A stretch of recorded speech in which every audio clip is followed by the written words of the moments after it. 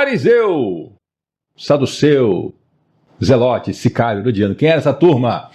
Olá, seja bem-vindo! Aqui é o canal Estudamos a Bíblia e essa aqui é a série Pergunte Aqui. Vai que eu respondo, vai que eu sei responder, né? Então vamos lá. Tem aparecido algumas perguntas aí sobre quem eram esses e hoje eu vou lhe ajudar a entender um pouquinho mais. Ao longo dos vídeos das séries do Novo Testamento eu tenho citado essas figuras, mas hoje eu vou dar aqui um concentrado do tema. Então começamos assim. Na época que o povo de Israel foi liberto pelo Senhor da escravidão no Egito, naquela época viveu Arão, que foi o primeiro sumo sacerdote. Os descendentes dele, sumos sacerdotes e sacerdotes, formaram um grupo chamado saduceus, que estava ativo lá na época de Jesus. Na época de Jesus, infelizmente, estavam corrompidos completamente, transformaram a religião num mero modo de arrancar dinheiro do povo. E não estou falando de ninguém dos dias de hoje, estou falando de saduceus há 2000 anos atrás, tá? E eles não acreditavam que havia vida após a morte, não acreditavam que havia ressurreição. E você se pergunta assim, mas como? Eles não liam a Bíblia? Não.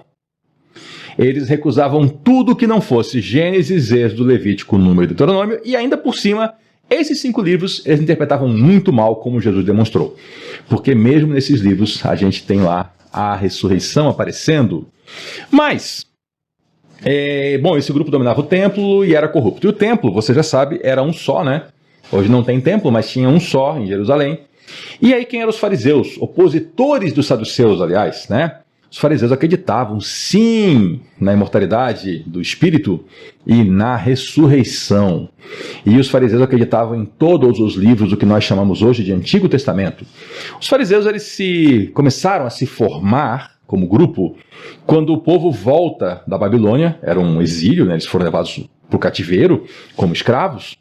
E aí os fariseus entendem, por lerem as Escrituras, que eles estavam sendo punidos por terem cometido perversidades, né? Sacrifício de crianças e por aí vai.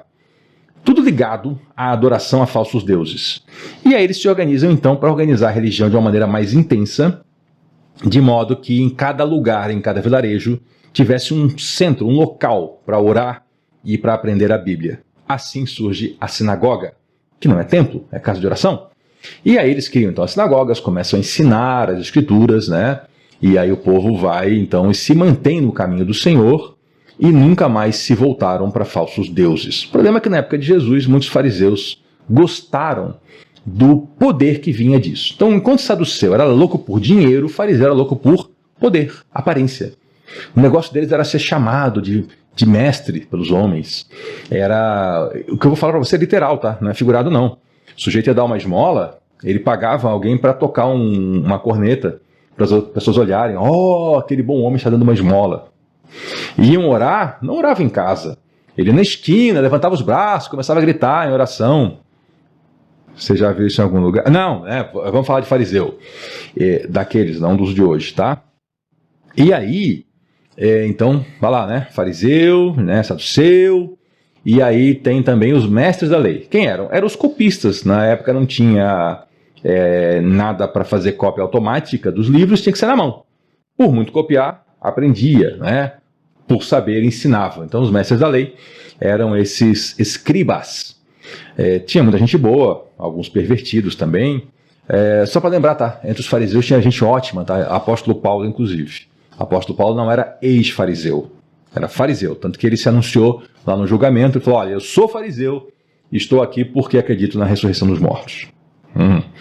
E aí tinha os sicários, né, um pessoal violento, né, sicários, zelotes, né, que chegavam a cometer assassinato dos inimigos de Israel, que assim eles consideravam, buscando uma libertação política de Israel. Os herodianos eram outros também que se envolviam com política, mas já mais na safadeza, sim, né, proximidade do palácio. Não, eu não estou falando de cristãos de hoje, eu estou falando da época de Jesus, né, herodianos porque Herodes, entendeu? Então eles eram pessoas que usavam a religião para obter poder político, usavam o poder político para obter poder na religião.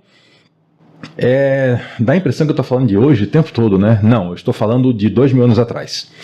E os essênios? Os essênios não estão na Bíblia, mas tem uma confusão danada aí que eu quero te ajudar a desfazer. Tem um pessoal, inclusive, que acha que Jesus era essênio. Gente, se vocês forem estudar o que era essênio, vocês vão dar risada.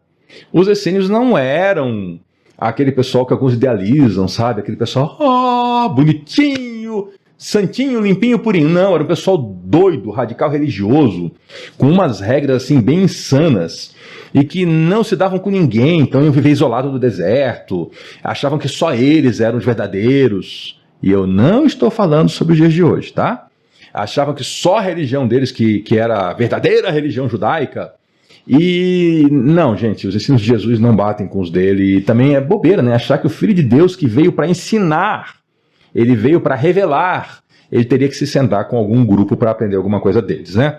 É como o pessoal que acha, por causa de um cidadão, não vou usar nenhum adjetivo, né? Mas eu penso algumas coisas.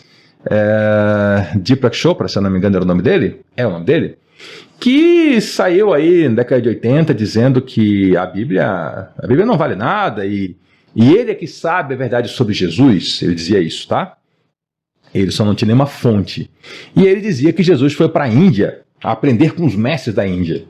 Ele só não comentou que a Índia tem 35 milhões de deuses e Jesus ensinou que só há um Deus. E que Jesus ensinou sobre a ressurreição, e eles falam em reencarnação, que não bate, né? Não dá para você dizer que Jesus foi aprender com eles se Jesus falou que a gente vai viver essa vida e depois a gente vai ter julgamento e ressurreição. Enquanto que eles falam que o cara volta inúmeras vezes como outra pessoa, daí que vem aquela ideia de karma, né? Tá pagando pela outra vida. Tem uns lá que acreditam que o cara pode voltar até como uma minhoca, né? Enfim. E esse cidadão espalhou isso e, por incrível que pareça, tem um monte de cristão hoje que não lê a Bíblia e que acha que realmente Jesus foi para a Índia aprender alguma coisa com eles. Gente, se Jesus fosse para a Índia, ele ia para ensinar a eles o caminho de Deus, né? E é curioso porque depois os cristãos foram para a Índia e foram assassinados por ensinar o caminho de Cristo.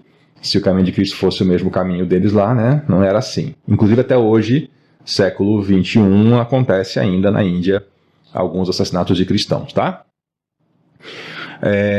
Por causa de radicalismo religioso. Então, aqui demos uma passada desses grupos, né? Vamos lá, vimos fariseus, saduceus, mestres da lei, herodianos, zelotes ou sicários, essênios e os cristãos confusos de hoje que acham que Jesus foi para a Índia aprender alguma coisa. E eu brinquei bastante aqui, né, que não estou falando sobre os dias de hoje, mas é muito triste, gente, é muito triste quando a gente hoje olha para a Igreja do Senhor Jesus e vê um monte de grupo que parece que foi lá ler a Bíblia só para imitar o pessoal que não gostava de Jesus. Uma pena isso, uma tragédia na verdade, mas a gente segue aqui estudando a Bíblia e tentando viver esse evangelho maravilhoso e sabendo que nós estamos rodeados de uma grande multidão de pessoas que também faz isso. Infelizmente aqui os que fazem essas bobeiras aparecem mais na televisão, na internet, no jornal, às vezes com algemas, né? E aí dá essa impressão errada, mas saiba que a Igreja do Senhor continua firme e forte, e o Senhor prometeu e cumpre que as portas do inferno não prevalecerão contra a sua igreja. Muito obrigado pela sua companhia, conheça mais vídeos aqui do canal, volte na próxima e vamos continuar fazendo o que nós sempre fazemos, porque aqui nós estudamos a Bíblia.